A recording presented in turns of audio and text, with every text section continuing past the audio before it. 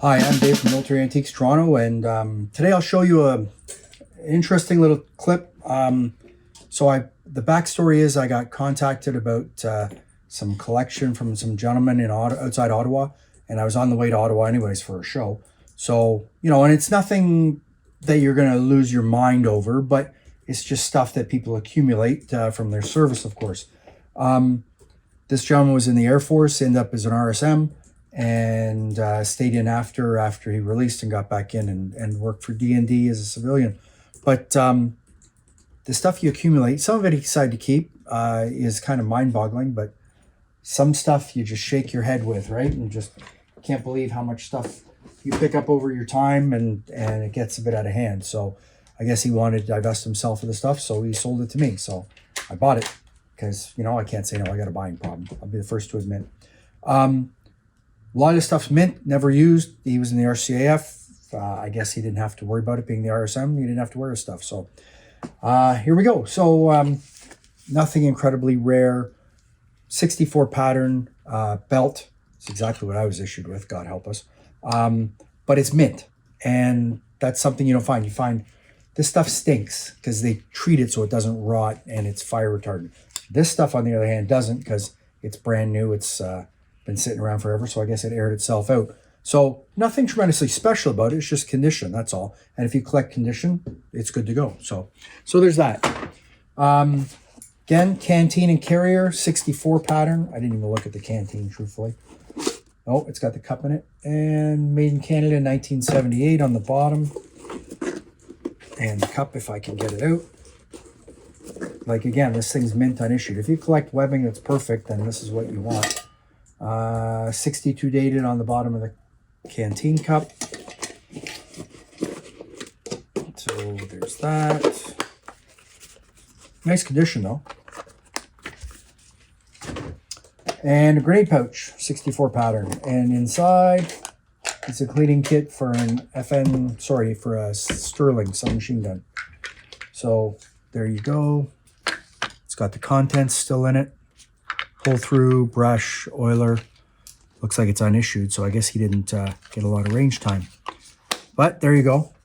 And some pull throughs for cleaning, and that's about it, but it's certainly mint. So there's that. Peak cap in the box. What's it say? 7 1/4, nothing else. Okay. So RCAF, still in the paper bag, still with the cap badge.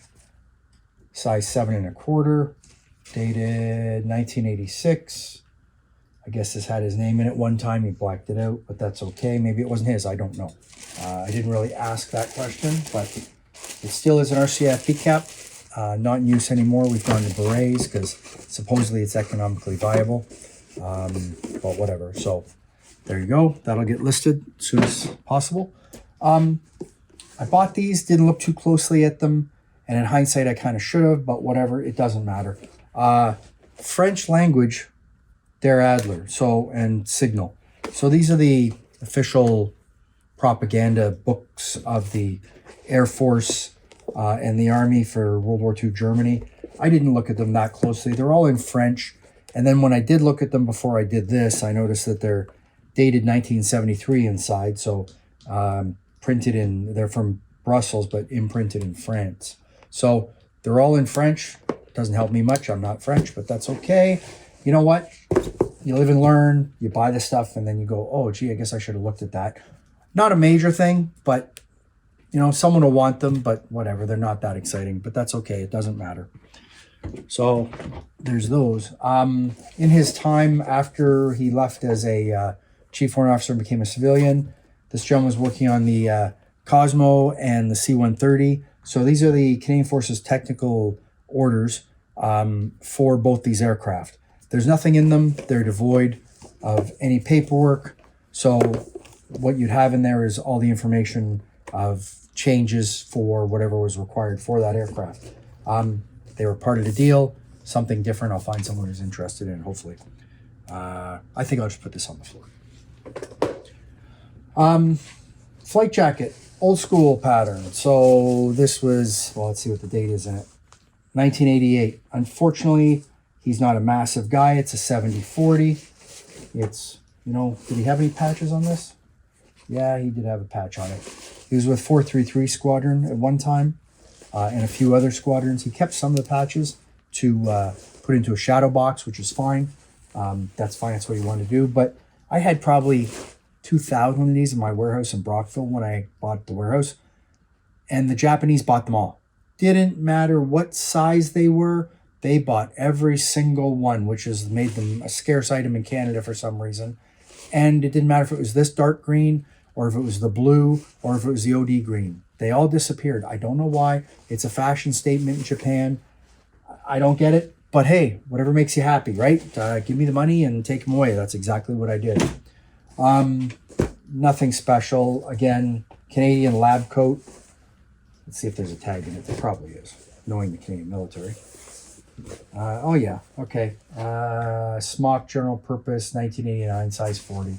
So you can put this on and play weird science, or not, because hey, you know what? I'm in. So there's that. And a mint Canadian Army Combat Parka. So this is pre-Gore-Tex. This is what they issued you to try and keep warm. It wasn't that good. They came with a Gore-Tex in quotation marks. They changed the pockets, made them straight. They put zippers in here for the Gore-Tex, but this is just a standard combat parka. I did not see a tag, funny enough, in here. Usually there's a tag right here in them. This tag's here, which is not relevant to this, but unless I'm wrong, no, there's always a tag right here. This one never had it. So, but it's mint. I haven't even tried it on. It's probably a 40, so it's not going to fit me because I'm a 44, so that ain't going to work. But whatever, it's something different. What's unusual about this, truthfully, is that it's a hanger. Yes, it's a wooden hanger. Great. But this is his relative's service number and name on it. I looked up the service number. He was with a, geez, I don't remember what it was now, but it wasn't a specific regiment. It was just allotted to a lot of a group. So it wasn't a regimental one. And then he went off and joined the Air Force, I understand. So I did have a brief discussion with him. His name's Yvonne, by the way. And I mentioned that because I know you're watching this, in reference to the service number, and said, well, he couldn't have been Air Force because that D number is Army. He's like, no, he was Air Force. I'm like, okay, well, if he's Air Force in these other ranks, it's an R number. So it always starts with R, not D. There's no way. A, B, C, D, E, etc. for the Canadian Army, but R is for the Air Force. He didn't want this to me. Doesn't matter. It wasn't that relevant. I just mentioning it. So yeah, it's a hanger. It's got a guy's service number on. Don't know much else about it. What he did tell me is that his uncle, if I remember correctly, was in the Chaudières and first wave at D-Day or whatever. And of course, he didn't have any of that. Unfortunately, I'd love to have bought that, but that's okay. I didn't get it. Doesn't matter. And his other uncle was in the Vendeus in Italy. So that's cool. Again, didn't have anything, but you know what? It's all good. You get what you get sometimes, right? So there's that. Then you get, you know, and the problem in your service is you pick up piles and piles and piles of stuff along the way. Wherever you serve, you just keep picking up stuff, and sometimes you just accumulate more. So, car badge, fine, whatever. But it's nice because it's King's Crown, RCAF, and it's made in London. So, there you go. Nice little car hood ornament. Not car hood, car grill. Made in London. And it comes in the original box. So that's a nice little item. I've had others, but I haven't had RCAF. So there's that. Assorted wings. Airborne and other. So there's a 67 pattern. All the different types. So those came with it. And he didn't qualify for all these. He just picked them all up along the way in some cases. So whatever. Oh, and there's some more wings. There's a pilot. I didn't even organize this stuff. I just kind of threw it on the counter and clear it as I go along. So, corporal RCAF rank, distinctly post-war. Those are like 50s, 60s. And supposedly, well, I know that's a prototype. So that's the master corporal or something like that. But it's unusual because they only use it for a short time instead of putting the maple leaf above. So I have that also. Different command badges. Let's see what else is in here. command. Oh, there's more wings. Another wing. I think that's Aero Engineer off the top of my head. Administration. I don't remember what that one is. I'd have to look it up again. That's Canadian Forces Europe, if I remember correctly, command badge. Notice I was showing the backs there, Bill. So there's that. Just picking through here. Corporal's Brassard on Tropical Worsted. Nothing tremendously special, but if you're into, oh look, it's dated 60. Lowry Textile Company, Brassard, March 1969, it looks like. I didn't know we were still using tropical worsted in 69. But knowing the military, they just kept producing them, right? So it's all good. And more and more and more. Van Du's DU belt buckle. So if you're into the Van Du stuff, there you go. Miscellaneous rank. Oh, as I said, his uncle was in the Chaudières, and there's a Chaudières lapel pin. It's post-war, but whatever. So a bunch of different pins and badges, collars, nothing tremendously rare and rank. It's just more stuff, right? Let's see. Air Force cap badge, artillery, World War II, British, Canadian, with a slider on the back, post-war RCAF cap badge. I just bought, I don't know how many of those I bought, probably a couple hundred. I bought a collection. It's coming this week. I don't know where the hell I'm going to put it, but that's not relevant. I'll find a home for it somewhere. RCAF flag, nylon, what's this say? Canadian Banner Company Limited. As a dog gets a good scratch going on. It's all good. So there's that. Cockpit lamp, cockpit light. So it's 28 volt. I know it's off an aircraft. So it's for moving around, so you can, so there you go, 28 volt. Is there anything else new? Just here, Grimes cockpit utility light. So that's kind of nice. I'm sure it would work if you could hook it up. If you had something that's 28 volt, brightness and dimmer, so that's neat. And there's the extra bases for it. So there's that to list. I haven't had that one before. That's an unusual one. CF-18 Master Hornet Handler. The normal one you find is this one, not that. I guess the dog wants to go out. He's barking at me. But I haven't had that before. So there you go. See the difference?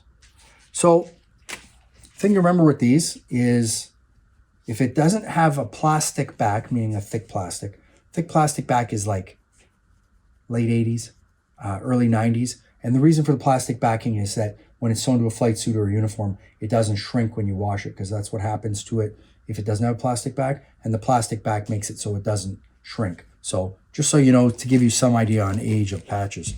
So there's that. Let's see. There's a couple different Squadron patches here. So that's Bagotville. That's a base patch, of course. And you can see the plastic on there. So there's that. And then you get some vintage 436 and 435. And notice the difference in these two different 436.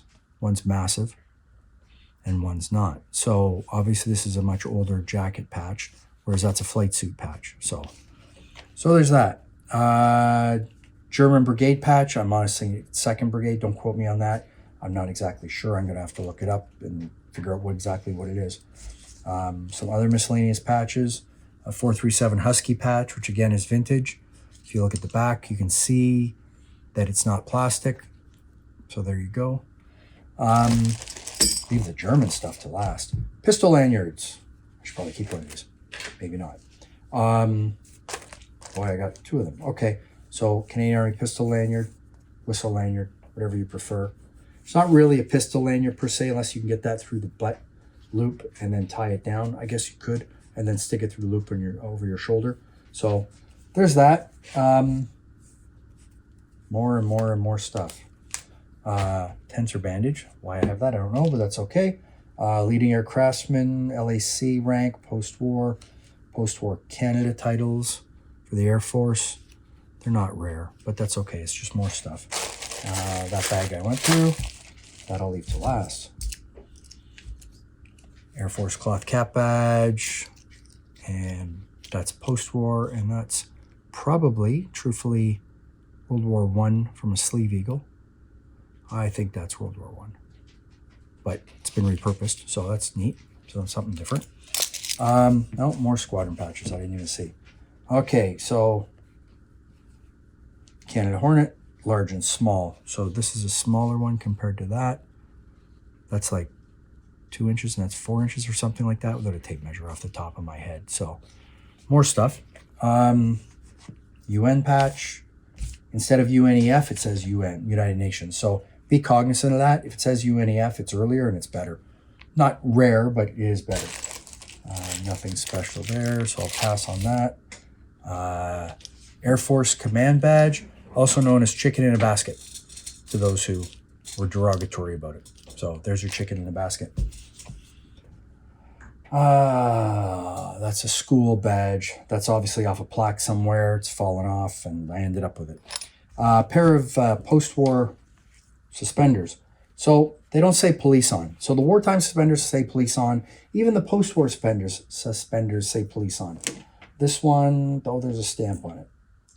1989. I won't even show it to you because it's so hard to make out. But so these are issue Air Force Army suspenders. Just they didn't say police. They come in OD green for current, and then they come in tan for wartime and blue for Air Force. Nothing special. Some triangular khaki bandages with a Canadian NATO stock number on. 20 and 21 is Canadian. If it says 001, it's US. And obviously it's made in Toronto. So I got a couple of those. So they're good. More stuff. Nothing exciting there. Off we go. So then we get all these different ranks. And you know what? I'm not going to remember all of them. So there's a base warrant officer, I believe. There's a base master warrant officer, I believe. That's the Air Force RSM. I think that's the base RSM off the top of my head. There's another base RSM. Geez, you know what? I'm not going to remember all these. And that's the next higher level. And that is Air Force Chief Warrant Officer, like top Chief Warrant Officer you can be. So there's all those I just got. I guess I'll have to get around to getting them photoed and getting them listed. There's some replacement bulbs with, remember I said about the 00 number right there, 00. So those are US issue, but we use them too. It's not a matter of that. It's a matter of that's the supply system. So if they're Canadian, it'll say 21 or 20. So those are replacement bulbs, I believe, for the flashlight. I believe. I'd have to try them in the angle light flashlight to make sure it works. Yeah, let's do this. This I had to have. That is the mintest pocket knife I've seen out of the Canadian military. So let's see, I'm trying to find the maker. I did see it. Because I liked it, I bought it. Made by Camillus, 1991. If I remember correctly, these are called a C4 knife. Or I always screw that up. It's a C4 knife. As my employee gives me a thumbs up. So it's a C4 knife. You know what? Normally they did make these aftermarket in China. They've knocked them off. I don't believe they issue them anymore, but this used to be standard issue. This one's mint though. They're always messed up. Guys using to open beer bottles, everything, cans, everything. It didn't matter. It's a utility knife. But that was mint. I had to have it. So at the end of it, I gave him some extra money for that just because I liked it. So that'll get listed because I don't think I have a mint one listed. And last but not least, from his time in Germany, I picked up these from him. So these are shields off of a German Army Pith helmet, tropical pattern. What's nice about them is that they still have the pins on the back and they're not messed up. So if I remember correctly, no, I thought they were maker marked. They might be. I'll have to get my loop out and take a look.